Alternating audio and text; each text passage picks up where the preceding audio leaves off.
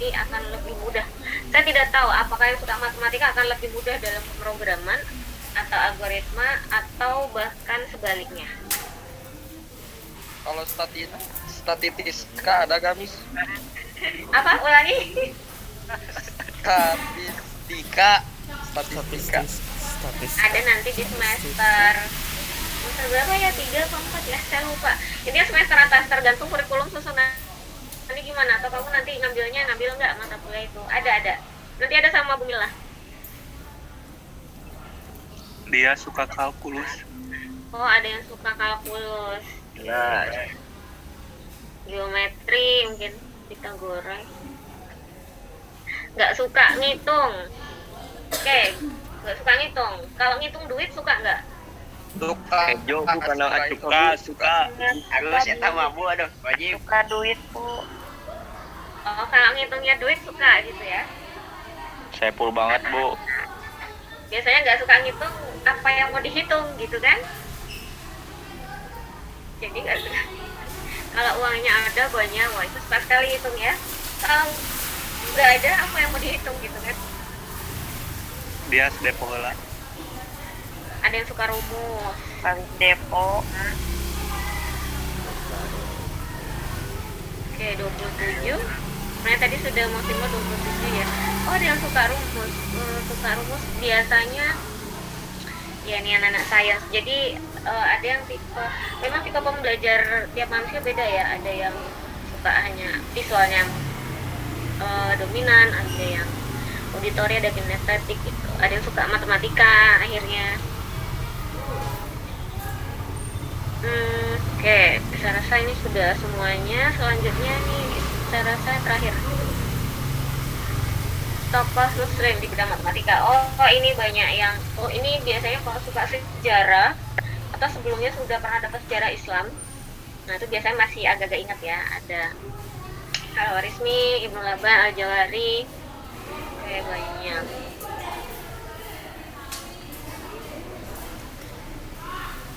Yang lainnya mungkin tahu atau boleh googling dulu. Mau googling dulu boleh. Nanti kalau ujian bisa nggak ya? Nanti kalau ujian sih open. Ujiannya boleh open.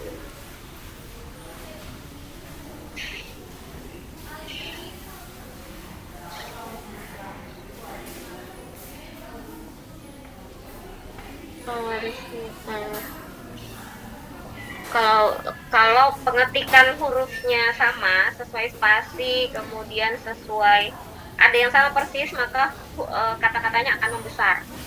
Fontnya dia akan membesar. Tapi kalau misalnya dia ada typo kurang dikit, dia akan muncul lagi. Membentuk grup yang lain.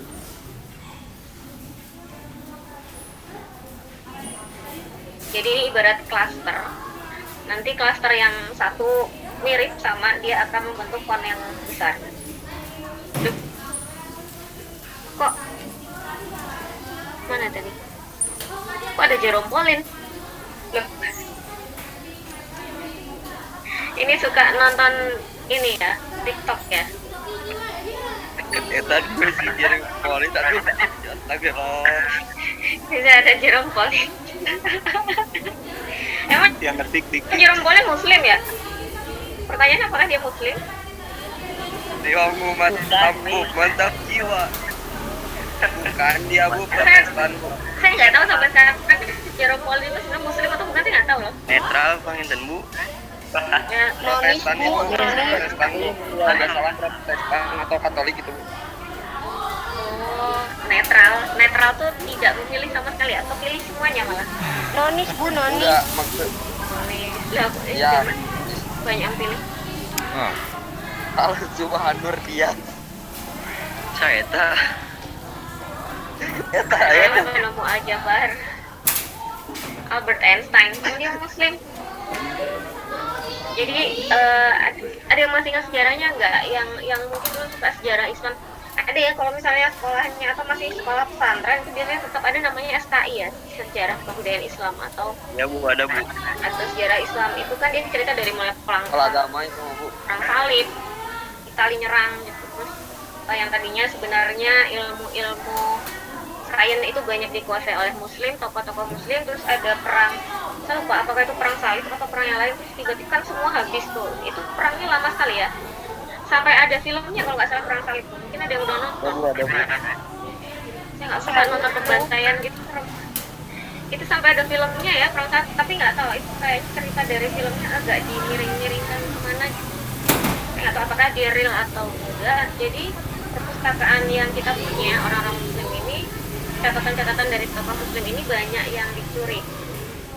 Ada yang perang apa gitu dibakar justru perpustakaannya, tapi ada juga yang dari barat itu justru bukunya dicuri, dipelajari, kemudian dikembangkan, diklaim sama mereka gitu. Jadi akhirnya yang banyak terkenal sampai sekarang itu justru dari barat. Tapi kalau misalnya baca sejarahnya tentang New World Order itu apa ya, kayak Tesla, kayak model gitu kan ada misteri-misterinya ya. Kenapa Tesla mati gitu. Pernah baca sejarahnya Tesla belum? Bukan mobil Tesla ya. Tesla penemu listrik. Kalau sekarang kan judul mobil, merek mobil. Ada yang pernah dengar Tesla sejarahnya? Itu sangat menarik itu. Atau ini buku tentang rahasia dunia tidak diketahui.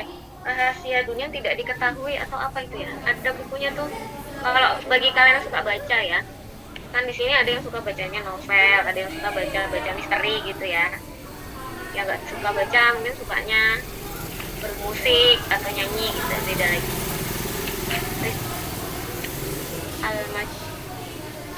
Wah, macam-macam ini. Banyak ya, tapi next kalau untuk ujian nanti boleh di searching, bisa disusun untuk penjelasan cerita singkatnya seperti apa. Ya, itu pooling ringan untuk mengawali pagi ini. Jadi untuk materinya masih mengenai hakikat dan nilainya serta perannya dalam pendidikan.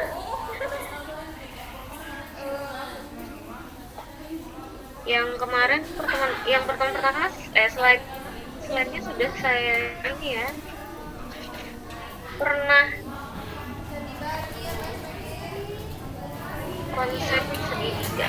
Ini kayaknya kemarin belum sampai sini.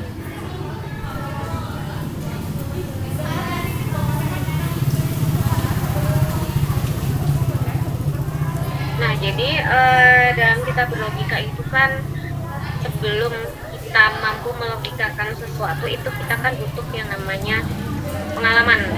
Jadi ibarat kalau kalian implementasi algoritma ke coding itu ada library yang harus dipanggil ya. Jadi library itu yang akan dinilai coding kita, ada memori-memori pengalaman yang sudah kenal tentang konsep itu.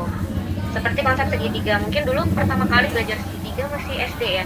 Sebelumnya kan kita belum tahu segitiga itu yang mana. Segitiga itu adalah label nama. Untuk apa? Untuk bentuk segitiga. Bahkan bentuknya segitiga itu tiap orang akan membayangkannya berbeda ya. Nah, jadi salah satu hal tentang berpikir secara logis itu kan melibatkan namanya pikiran. Cara berpikir itu tergantung bagaimana pengalaman yang sudah pernah kita lalui. Misal untuk segitiga, mungkin bayangan kalian segitiga itu ya segitiga di tengah gitu kan. Tapi kalau misalnya ternyata segitiga seperti ini, maka yang mana kan menjadi alas, yang mana menjadi sisi. Kemudian sisi tingginya yang mana? Kalau segitiganya mirip seperti ini, apakah ini mana ya? Chat. Boleh ditulis di chat menurut kalian ini yang alasnya mana, yang tingginya mana? Yang alas Aceh ini kalau menurut saya. Yang mana? Yang mana? Aceh. Aceh yang alas. Ada lagi yang lain? Ada mungkin mau yang X, mau yang Y. Kalau tadi Aceh itu sisi Z ya, namanya sisi Z. Ada mungkin sisi X, sisi Y. Apabila kalian sebelumnya sudah didoktrin tentang konsep, jadi sebelum cara berpikir itu kita dapat, kita kan ada pengalaman dulu. Kalau di coding itu namanya library-nya dipanggil dulu, baru bisa diproses secara rumus. Nah, untuk segitiga, pertanyaannya hanya mana yang menjadi sisi alas segitiga dengan posisi segitiga yang tidak senormalnya, sewajarnya ya. Kenapa? Karena dari dulu pertama kali kalian mengenal yang namanya segitiga, sehingga kalian punya konsep dalam memori segitiga itu yang seperti apa. Rata-rata gimana segitiga yang kalian kenal di awal itu apa? Boleh diketik di chat kalau susah untuk di open mic.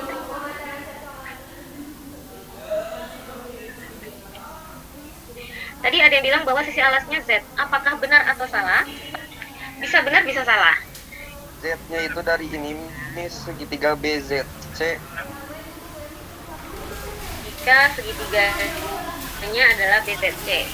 Kalau dilihat dari gambar ini, sebenarnya adalah segitiganya bisa apa saja. Kita bisa dapat beberapa segitiga. Ya, jadi ini adalah salah satu pertanyaan mengenai logika berpikir, di mana sebelum kalian mempunyai konsep alur berpikir yang sekarang, itu kalian kan sudah diberikan dulu inputan informasi mengenai segitiga sebelumnya ya. Dulu di SD sudah diajarkan segitiga itu ya sebutnya tiga gitu, makanya dikatakan sebagai segitiga. Apakah posisi bentuknya harus yang gimana sih? Dulu tuh apa aja sih? Lupa ya, dulu belajar awal tuh gimana sih tentang bangun datar gitu? Masih ingat nggak? SD ya, kalau nggak salah. Awalnya tuh SD ya kalau nggak salah. Itu kan konsep berpikir seperti itu kan terbentuk karena inputan awal. Ya, nanti ketika kalian sudah punya informasi tambahan, itu akan menjadi pengalaman kalian sehingga membentuk logika alur berpikir yang baru. Bahkan mungkin kedepannya next bisa jadi kalian setuju tentang namanya bumi datar. Pernah lihat ya tayangan-tayangan bumi datar? Karena awalnya Penganut bumi datar. ada penganutnya di sini. Parah. Itu peperangan pemikiran antara si bumi datar dan bumi bulat. Dulu ada yang sampai sekarang pernah itu teori evolusi dan teori dan yang menolak ya, anti teori Darwin. Itu teori Darwin dan yang anti dengan teori Darwin itu masih sampai sekarang. Nah, kayak misalnya contoh bumi datar. Kalian baru tahu bumi datar tuh kapan? Enggak, maksudnya berita-berita gitu. Apa ya? Cerita-cerita bumi datar baru tanya kapan? Pas sudah besar kan? Dulu waktu SD diajarinnya, kalau waktu SD diajarinnya bumi panas. Udah besar baru tahu. Opa, enggak, tidak bulat sempurna, Miss. Tapi bulat apa? Lonjong. Lonjong salib. Udah pernah lihat langsung dari luar angkasa? Belum, Miss. Kemarin udah. Kok bisa tahu? Pertanyaannya kan akhirnya gitu, ketika apakah yakin itu kalau kalian yang sayangan tentang pembahasan bumi bulat atau datar, ketika ditanya apakah Anda yakin bumi itu memang datar atau bulat, apa buktinya? Sudahkah Anda lihat dari luar angkasa gitu? Dia nggak bisa jawab. Tapi saya rasa ternyata isu tentang belum ada orang yang bisa benar-benar keluar angkasa tuh jadi apa istilahnya merobohkan doktrin-doktrin yang dulu kita diajarin dari kecil ya. Sempat mungkin ada dari kalian yang mungkin berpikir tiba-tiba, oh iya ya, gimana dong kalau ternyata bumi itu datar? Gimana dong? Wallahu a'lam. Ya akhirnya kalian mau percaya siapa? Ya, daripada pusing, yang penting mah nanti kalau ujian ditanya bumi bentuknya apa, sesuaiin aja sesuai yang diajarin gurunya gitu kan, biar nilainya benar gitu kan. Ya iya, nanti kalau kalian bilangnya bumi datar padahal soal pertanyaannya dulu misalnya di SD bentuk bumi itu apa gitu kan, kalau ada yang bilang kotak, segitiga, Kalau masih SD pasti jawabannya bulat, Miss. harus bulat ya. Terus nanti ada lagi pertanyaan, apakah bumi itu bulat atau bundar? What? Apa bedanya bundar sama bulat? Bulat peta. Bulat itu bedanya sama bundar apa? Bulat nah bu, taruh bulat bu. Bundar mah jadi lagu. Apa? Apa yang bundar? Ayo. Kalau bundar topi. Iya benar, karena kalau bundar topi ya, kalau bulat itu bola gitu kan. Iya bisa. Jadi acuannya adalah dalam sistem logika matematika itu yang menjadi jawaban benar adalah parameter acuannya. Kayak misalnya tadi, kalau dulu waktu SD ada soal ujian bilang pertanyaannya apakah bentuk bumi? Kalian kan bilangnya bulat, nggak mungkin datar toh, kecuali pertanyaan itu dari dosen filsafat atau sains yang menanyakan tentang apakah pendapat Anda mengenai bentuk bumi, kayak gitu. Nah itu baru kalian bebas mau jawab karena pertanyaannya adalah pendapat Anda gitu. Kalau pendapat Anda ya sesuai Anda sendiri, jangan sesuaikan sama dosen atau gurunya ya. Nah tapi kalau dulu aku di SD itu dalam pembentukan konsep kita menyesuaikan dengan acuannya. Kalau gurunya mengajarkan bumi itu bulat, ya jawab ujiannya bumi itu bulat, jangan bumi datar gitu. Sama kayak untuk segitiga ini, tergantung ditanya dulu parameternya apa, bentuk segitiganya yang seperti apa. Kalau ini pertanyaan adalah pertanyaan bebas, sehingga di sini segitiga ini kalian bisa tentukan sendiri mau alas yang mana, tinggi yang mana. Dan ternyata tinggi itu tidak selalu sisi yang paling panjang dan alas tidak selalu sisi yang paling pendek. Kita bisa bilang bahwa alasnya ya Z ini, sisi Z, dan kita bisa bilang tingginya adalah sisi X dan Y gitu. Atau sebaliknya, atau ini kalian putar sendiri. Nah, kalau kalian bikin parameter seperti itu, ketika segitiga itu adalah alasnya X dan tingginya Z dan Y ini, sisi untuk tingginya, ya itu saja yang akan kalian jelaskan kalau ada perhitungannya. Tapi ketika kalian bilang bahwa parameternya untuk menjadi acuan, sisi alasnya adalah Z, tingginya adalah sisi X dan Y, ya kalian ikuti acuan itu gitu. Jadi karena pertanyaan ini tidak ada parameternya, maka jawaban kalian bebas sesuai dengan parameter kalian sendiri gitu. Kecuali kalau yang tanya ujian gurunya tadinya mengajarkan kayak tadi bumi itu bulat. Kalau kalian jawab datar, meskipun kalian penganut bumi datar juga pasti salah gitu loh. Sehingga benar dan salah adalah hukumnya relatif. Kecuali ada parameternya tadi ya. Selanjutnya itu tadi tidak ada yang salah, tidak ada yang benar karena tadi yang pertanyaan bebas. Mana toh?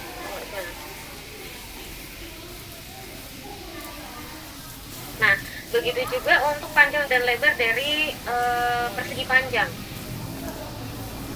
Apakah panjang itu hanya sisi yang paling panjang atau lebar itu yang selalu sisi yang paling pendek? Tidak selalu ya.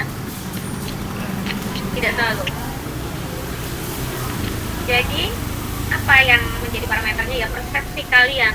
Ketika pertanyaan adalah yang mana yang panjang dan lebar, ketika pertanyaan adalah pertanyaan bebas, maka kalian bebas menentukan, buat sendiri parameternya.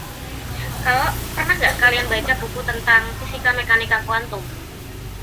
Why? Ada yang suka baca nggak? No. Coba baca itu. Awalnya memang pusing dan rasanya agak jeblok gitu. Itu fisika mekanika kuantum itu berbicara tentang alam kuantum ya, dengan perbandingan dari alam meter.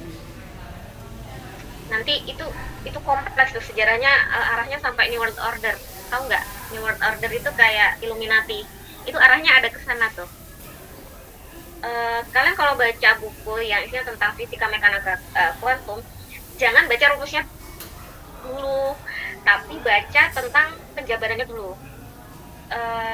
Jadi yang namanya fisika itu kan merupakan ilmu yang mempelajari tentang fenomena alam gitu.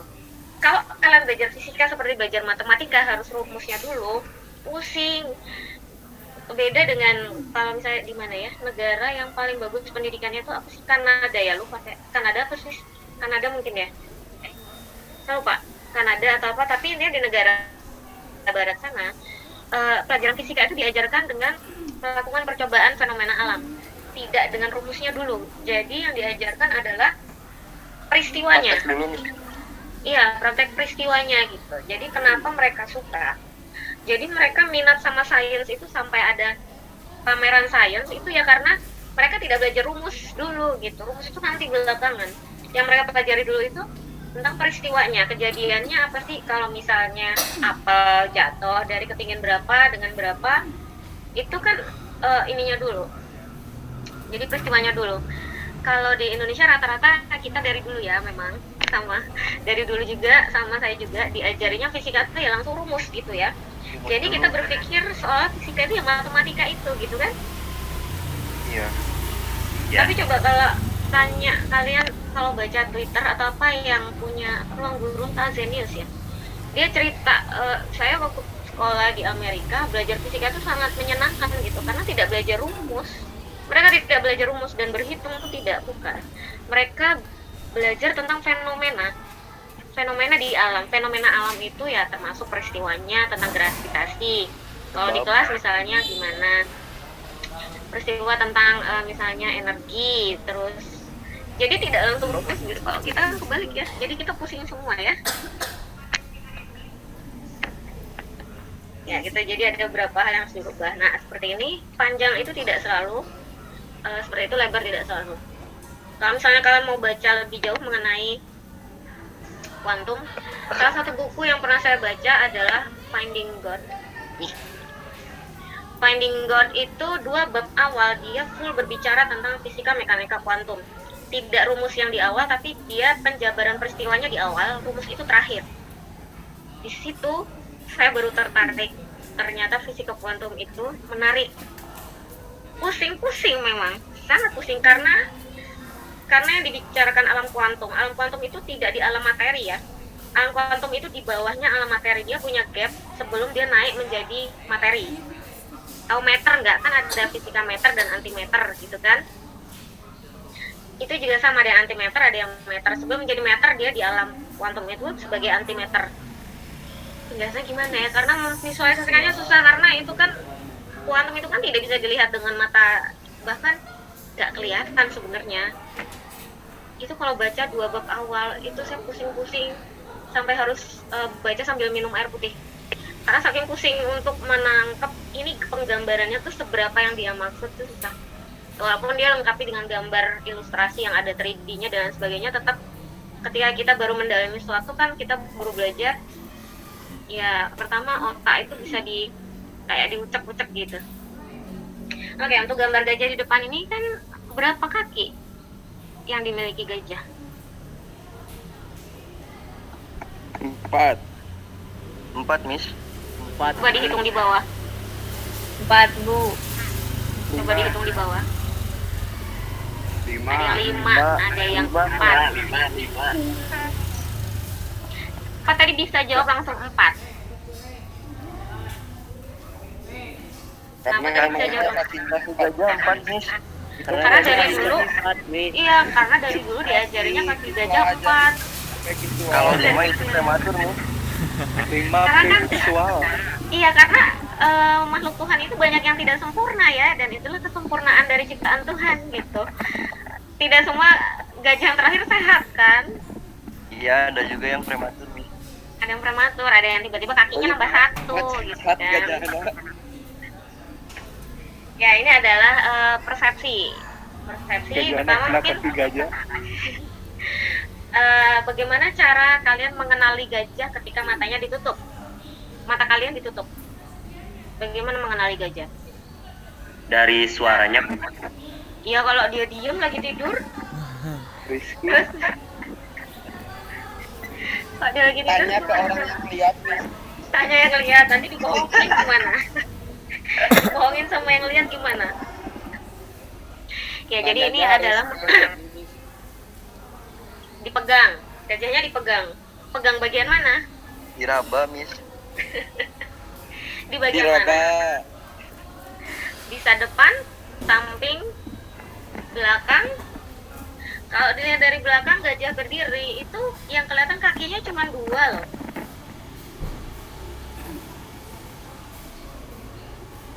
Jadi ini masalah persepsi ya, ketika mungkin di awal sudah punya memori library bahwa gajah itu kakinya selalu 4.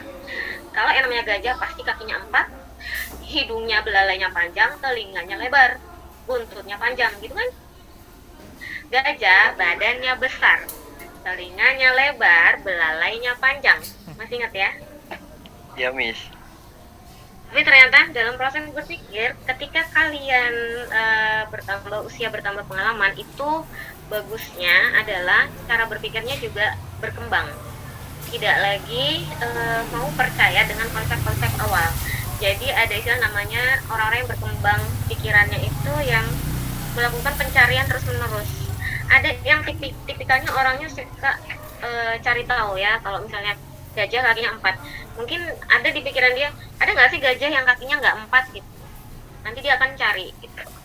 Ada yang seperti itu, ada yang sudahlah gajah ini, apa pentingnya gajah gitu, ada yang gitu. Jadi persepsi, kalau misalnya kalian lihat dari atas, kalian akan yakin bahwa gajah ini memang 4 nih dari badan ya, dari badan. Kalau lihat ke bawah ini yakin 4, tapi pas lihat ke bawah dihitung kok lebih dari 4. Sama seperti ini, dilihat dari sisi kiri kok 4, dari kanan 3. Nah terus gimana kalau ini ibaratnya kalian sama teman kalian mau ngapain? Berantem? Perbedaan sudut pandang Miss ini mau perspektif. Perbedaan perspektif menanggapi suatu objek tergantung dari sudut pandang mana kita menilai suatu objek tersebut. Ya tepat, luar biasa jawabannya. Ada yang mau jawab lain? Sama kayak angka 6 sama 9, Miss. Ya gimana angka 6 sama 9? Kalau dibalik kan 6 jadi 9 dibalik jadi 6 gitu, Miss. Siapa yang benar? Tergantung dari mana kita menilai, sama tergantung Ya hanya Allah yang maha benar, betul ya? Allah yang maha benar, Jokowi yang salah. Kirian namanya dia. Baso. ada di tewak Ya, jadi dari gambar ini ya memang tidak selalu salah dan tidak selalu benar juga. Ini bisa jadi sebenarnya dua-duanya benar. Makanya kalau di ajaran Islam itu kan mengajarkan Allah tidak sebagai orang yang debatnya paling keras ya. Bisa jadi hanya karena perbedaan dia melihat sisi lain, yang satu bilang 4, satu bilang 3, dia berantem. Repot kan berantem cuman gara-gara posisi dia lihat berbeda. Sama seperti di kehidupan ya. Mungkin kalian akan bilang yang kamu lakukan itu salah gitu. Tapi ketika dia tukar posisi dengan si orang tersebut, bisa jadi oh iya ini adalah tindakan terbaik yang bisa dilakukan, gitu kan? Jadi hati-hati kalau nanti menjadi netizen ya, menjadi netizen. Diganti BLT, Miss. Ah, ada ya? Iya, kayak subsidi dihapus diganti BLT. Terus mau berantem gitu. Jadi hati-hati kalau kalian jadi netizen ya. Tidak bisa langsung, wah ini 4 nih, wah ini 3. Ada yang jadi netizen di sini? Dias. Sama ini juga ya. Imam. Ya, jadilah netizen yang bijak gitu ya. Nah ini juga sama. Ke atas kita ngelihatnya 3, ke bawah ternyata cuma ada 2. Ya ini jadi namanya ilusi mata sebenarnya. Jadi ya kalau kalian tahu hidup ini hanya ilusi. Pernah dengar hidup ini hanya bermain dan senda gurau belaka? Pernah, Miss. Tapi kenapa ketika patah hati atau tersinggung kok nangis? Ya itu mungkin pakai hati, Peran Manusiawi ya. manusiawi. Iya, karena kita hanya manusia gitu. Manusia memang punya emosi. Hidup hanyalah bermain dan bersenda-gurau. Nah ini juga sama, perspektifnya adalah kalau dari atas ternyata 2, lihat di bawah loh ada 3 pilarnya gitu. Bukan siapa yang salah, siapa yang benar. Kalau ini ada yang punya ketajaman mata yang bagus. Ada berapa kudanya di sini? 4, Miss. Masa 4? 1, 2, 3. Bukan 5. 6. 3. Yakin 3? 5, Miss. Jalan. Ada yang 3, ada yang 4, ada yang 5. 5 Miss. Lima, Miss. Satu Miss. 5 bis. Mana ada ya? Ada kuda Miss, adanya gambar. Astagfirullahaladzim. Gak ada kuda, adanya apa batu. Adanya batu-batuan aja gitu ya. 5. Adanya gambar. Adanya gambar. Ya ini sih bebas kalian mau lihat ini nggak ada kudanya juga, ya mungkin kondisi matanya gitu. Kalau misalnya bilang berapa, kalian bisa juga ada kudanya di belakang batu lagi tidur gitu kan bisa. Yang moto kuda. Mana bisa kuda moto. Kayak itu ada persepsi sama laut atau pilar kah ini. Kalau ke depan sepertinya dia hanya laut yang ada kapal-kapal berbaris, tapi semakin ke belakang kok ini sepertinya pilar gitu ya. Tergantung kalian mau lihatnya dari mana. Kemudian what do you see? What do you see on the screen? Wajah. Wadah? Wajah. Wajah. Oh, wajah. Oke, ada yang lihat wajah, ada yang lihat yang lain? Wajah set. Hah? Cari luar. Miss. Lihat. Tulisan. Iya, ada yang bilang tulisannya fear or liar. Mungkin yang menangkap pertama ada wajah, dia lebih menangkap untuk keseluruhan ya. Mungkin ada yang langsung bisa ngelihat, oh ini tulisannya liar, nah dia akan lebih teliti orangnya. Jadi langsung melihat fokus ke dalam. Nggak salah, Gat. Apa yang dilihat di sini? Tulisan. Ada yang langsung lihat tulisan? Tulisan. Ada yang tidak langsung menangkap ini tulisan? Ada. Tulisan di mana? Kamar. Dari mana? Nah, ada yang nggak bisa lihat ada tulisan di sini. Ya tulisannya di mana tulisannya? Gambar. Eta tinu bodas. LIS. Oh, bener tulisannya. Aib. Ada, ini coba fokus ke yang warna putih. Yang putih. Ya, betul. Oh iya benar. Oke, itu mengenai bagaimana cara berpikir seorang manusia. Ini nanti saya share ya untuk materinya, jangan khawatir ada di Adlink. Iya, Miss. Jadi ada namanya hakikat matematika, kemudian bagaimana nilainya dan peran matematika dalam pendidikan. Jadi dalam bahasa Latin matematika itu, kalau Latin itu dari negaranya negara Yunani ya, jadi artinya adalah ilmu atau knowledge atau science. Kemudian ada beberapa definisi lagi dari beberapa sumber mengenai apa arti dari matematika itu sendiri. Akhirnya sampai dipakai sampai sekarang untuk mengajarkan mengenai berhitung, kemudian logika berpikir, sistematis, angka-angka gitu. Beberapa tokoh belum di-share ya. Nah,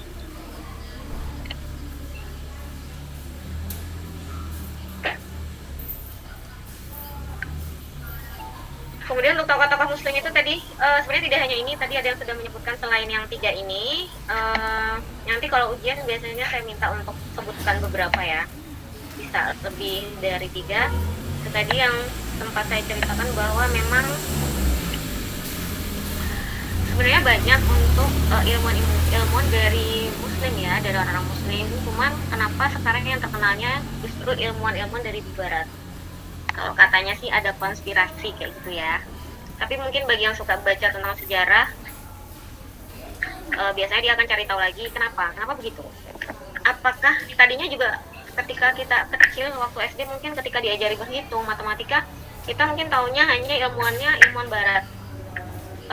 Untuk penjelasan atau cerita mengenai ilmuwan muslim itu tidak banyak ya, kurang sekali, kecuali memang ada orang-orang yang khusus ingin membukukan atau membuat materi khusus ya. Ini dulu sempat jadi perdebatan 2x3 apakah sama dengan 3x2.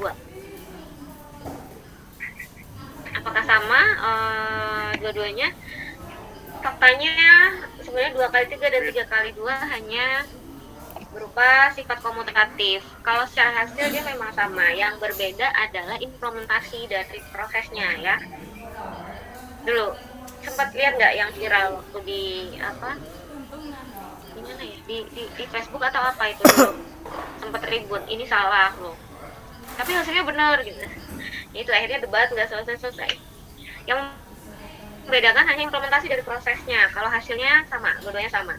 Mirip seperti kalau kalian punya kalkulator, ada berbeda merek ya, beda merek itu nanti ada satu proses perhitungan matematika yang dia bisa berbeda hasilnya karena proses implementasinya berbeda ya. Jadi ada yang 3 kali 2, yaitu duanya ditulis 3 kali atau sebaliknya. Kalau untuk pengimplementasian obat dari dokter itu prosesnya sudah berbeda lagi. Nah, jadi yang dibicarakan dalam matematika adalah contoh jika ada suatu masalah, kemudian di situ dilakukanlah suatu proses untuk mendapatkan hasil. Nah, dari proses itu didapatkanlah konsep, kemudian ketika bisa implementasi pada konsep berbeda, maka bisa menemukan jawaban-jawaban yang berbeda. Mungkin ada yang caranya dihitung, ada yang caranya ya hanya digunakan trik saja gitu. Jadi seperti di layar itu tulisannya di sini hasilnya adalah tulisan, padahal di atasnya awalnya berupa deretan angka. Hakikatnya matematika itu ilmu pasti, dia adalah sains ya. Jadi yang dinamakan sains ilmu pasti itu harus bisa dibuktikan oleh siapapun dimanapun. Tidak hanya kepercayaan atau berupa konsep-konsep kepercayaan kayak misalnya tadi bumi bulat atau datar. Jadi biasanya kompetisi, bukan kompetisi ya, perbedaan dari orang fisika dan matematika adalah orang fisika itu sangat merasa apa istilahnya menang, tapi bukan untuk kompetisi juga sih. Dia akan merasa lebih puas ketika dia bisa menjelaskan suatu fenomena alam tapi tidak bisa dirumuskan secara matematis.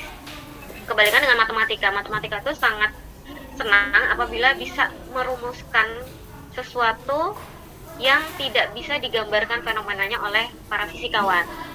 Mereka seperti itu. Jadi matematika itu sangat dekat sekali dengan yang namanya rumus, karena dia harus bisa dirumuskan. Kalau fisika yang penting ilustrasi atau penjelasan mengenai fenomenanya itu bisa dijelaskan dulu. Yang penting itu dulu kalau fisika. Rumus itu belakangan. Nilai pendidikan dalam matematika, memang matematika itu biasanya menyeramkan ya, rata-rata kebanyakan orang. Ada yang bilang, ada banyak sekali meme-nya ya. Nah, jadi banyak, saking pusingnya mereka, akhirnya mereka bikin banyak sekali meme tentang matematika.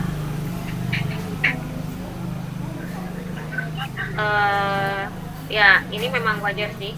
Ada yang bilang mental abuse to humans. Bagi yang tidak suka matematika mungkin akan berbeda persepsinya, anggapannya berbeda dengan orang-orang yang senang matematika, senang belajar, itu akan berbeda.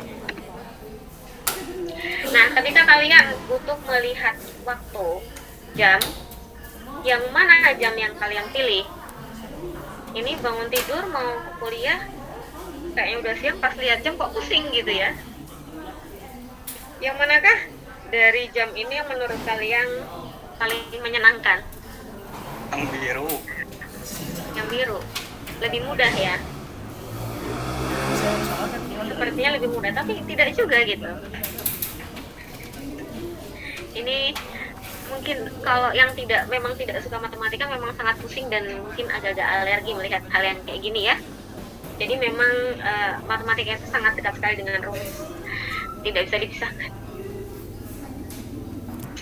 Apalagi teman kalian kalau ada yang suka matematika akan lebih senang ini. Saya pernah tanya teman saya yang memang dia sains, orang sains, saya tanya nomor apa yang dia kasih adalah akar pangkat sekian, jadi saya harus hitung dulu sama dia. Repot ini urusannya. Ada yang model kayak gitu tuh ada. Mungkin Jerome Powell juga sama seperti itu. Jadi nilai-nilai dari matematika adalah untuk implementasi dan nilai praktis, kedisiplinan. Jadi dalam matematika itu kan ada namanya alur berpikir logis, di mana rumus itu kan ada tahapannya, ada prosesnya. Sama seperti kali bagi kurang tadi, kalau misalnya 3 kali 2 seperti apa, prosesnya mungkin 2 kali 3 seperti apa. Nah, di situ diajarkan tentang kedisiplinan. Jadi ada proses yang harus dilalui. Nilai budaya adalah kebiasaannya. Kebiasaan ketika menghadapi persoalan itu akan seperti apa. Misal kalian punya banyak uang, terus yang kebiasaannya kalau belanja seperti apa? Spend money-nya seperti apa? Apakah kalian akan spending ke investasi, menabung, atau belanja, atau makanan, atau investasi ke properti? Nah, itu kan termasuk salah satu budaya, itu kebiasaannya. Ada nilai-nilai praktisnya. Jadi memang baiknya harus disampaikan dengan menarik ya matematika itu, cuman kayaknya memang sudah menjadi apa ya, persepsi umum kalau kayaknya dengan matematika itu lebih banyak yang tidak suka. Nah, silakan nanti ini setelah saya upload di Adlink, ini dikerjakan ya. Contoh penyelesaian dari soal pertama tadi, seperti ini kalau kalian dulu pernah menyelesaikan tugas perhitungan seperti ini, ada soal cerita, ada masalah. Kemudian masalah itu akan dijabarkan dulu, poin masalahnya apa saja, kemudian yang mau di solve atau yang mau diselesaikan apa. Kalau di sini yang mau diselesaikan adalah berapa yang harus dibayar masing-masing anak, dan jika membayarnya 50.000, kembaliannya berapa. Nah, sehingga disitulah nanti dilakukan perhitungan untuk penyelesaian masalah. Tuh. Jadi salah satu hal dari tujuan matematika adalah untuk melatih cara berpikir sistematis, logis, kritis, kreatif, konsisten bagi yang mau melatih matematika. Karena setahu saya juga culture-nya orang Yahudi itu kalau ada wanita hamil, dia belajarnya matematika gitu. Biar apa? Biar si janinnya ikut belajar, makanya banyak yang cerdas gitu. Pernah ya dengar seperti itu atau pernah baca? Ya, ini ada beberapa, ini sebenarnya hanya tugas sederhana. Saya yakin ini dulu sudah pernah dan sudah sering. Silakan nanti bisa dilihat lagi di Adlink ya, kemudian dikerjakan, dikumpulkan lagi. Oke, itu tadi.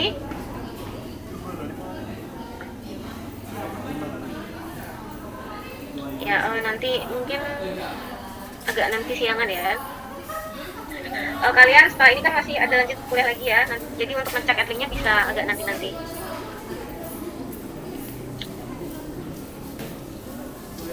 Minimal jam berapa? Besok juga bisa. Pengumpulannya kan masih datanya sampai pertemuan berikutnya ya. Biasanya saya kasih deadline sampai sebelum UTS, karena nanti semua tugas yang pernah dikerjakan itu saya minta dijadikan satu file, satu dokumen, kemudian satu dokumen itu diupload lagi. Jadi biasanya tidak akan dicek per minggu, tapi akan saya buka linknya sampai menjelang UTS. Nah, itu jadi silakan kalian bisa atur. Kalian disiplinnya bagaimana?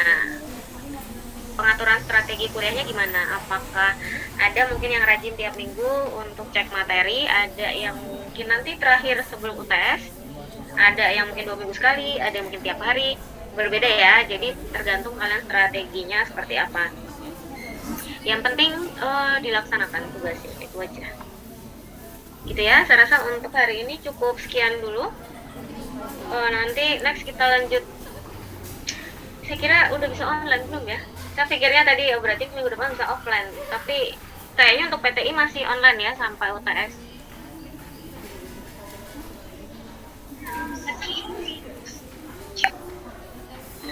Oke, ada yang masih dibingungkan lagi? Yang penting rajin-rajin cek di Adlink ya untuk informasi, atau mungkin di grup, atau bisa tanya di grup, atau bisa dikonfirm di grup. Saya cek lagi tadi yang belum masuk presensinya siapa?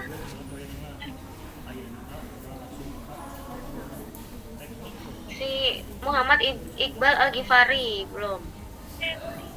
Ya Bu Eka Iqbal. Maulana belum ya itu tadi. Rizky Muhammad Fauzi belum. Eka Maulana belum. Muhammad Iqbal ya. Sisanya sudah di-input ya. Saya rasa di si akad masing-masing bisa dikontrol itu datanya sudah masuk atau belum. Nanti bisa konfirm lagi ke saya di grup. Baik, saya rasa untuk yang hari ini sekian dulu ya. Silakan persiapan untuk mungkin perkuliahan yang berikutnya. Saya cukupkan dulu sekian. Kita tutup sama-sama sesi ini dengan membaca alhamdulillah. Alhamdulillahirobbilalamin.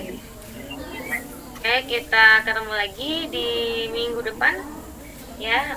Semoga bisa ada offline-nya bisa sempat ya. Semoga ada perubahan sistem. Oke, kalau gitu saya tutup dulu untuk sesi pagi hari ini. Tolong selalu jaga kesehatan ya, biar kuliahnya bisa tetap lancar semaksimal mungkin. Ya, wabillahi taufiq wal hidayah. Wassalamualaikum warahmatullahi wabarakatuh. Waalaikumsalam warahmatullahi wabarakatuh. Oke, boleh meninggalkan ruangan.